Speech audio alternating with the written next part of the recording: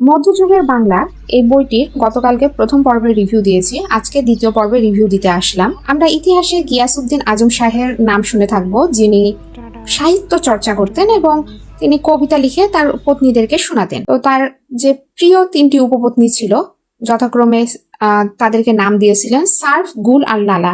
এমনকি তিনি তাদেরকে নিয়ে কবিতাও লিখতে চেয়েছিলেন। তো কবিতার শব্দচয়ন করতে না পারায় তিনি কবি হাফিজকে অনুরোধ করেছিলেন যে তার পত্নীদের জন্য এই কবিতা পরিপূর্ণ করে দিতে।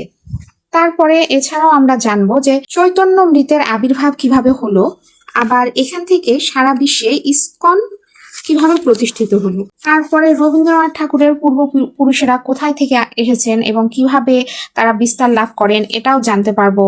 আর আমরা জানি যে সম্রাট শাহজাহান তার বেগমকে ভালোবেসে আগ্রায় তাজমহল নির্মাণ করেন, কিন্তু এখানে আমরা জানবো যে শাহজাহান বহু ব্যয় করে চমৎকার নকশায় তাজমহল বানাতে শুরু করলেন, সে কথা আমরা সবাই জানি, কিন্তু তিনি শায়েস্তা খানের বিবির প্রতি কুনজর দেন। এই জন্য দেখা যাচ্ছে যে তিনি তো শাহজাহান সম্রাট, তাকে তো তারা কিছু বলতে পারবে না, তারা প্রতিবাদ করতে পারবে না। এই জন্য শায়েস্তা খানের বিবি অনশন করে মারা যায়। তো এইরকম আরো ইন্টারেস্টিং ঘটনা আপনারা এই বইতে পাবেন। এছাড়াও আমরা জানতে পারবো যে ক্ষমতা লাভ করলে হবে না, ক্ষমতা লাভ করার পর সেটা দক্ষভাবে পরিচালনাও করা লাগে, না হলে ক্ষমতা একসময় হারাতে হয়। যে মানুষগুলো একসময় আপনার সাথে ছিল সে মানুষই সুযোগ খুঁজবে যে কিভাবে আপনার বিরুদ্ধে যেতে পারে। এই বইটা পড়লে আপনার সত্যি অনেক ভালো লাগবে। তো আজকে এই পর্যন্তই, সবাই ভালো থাকবেন, আল্লাহ হাফিজ।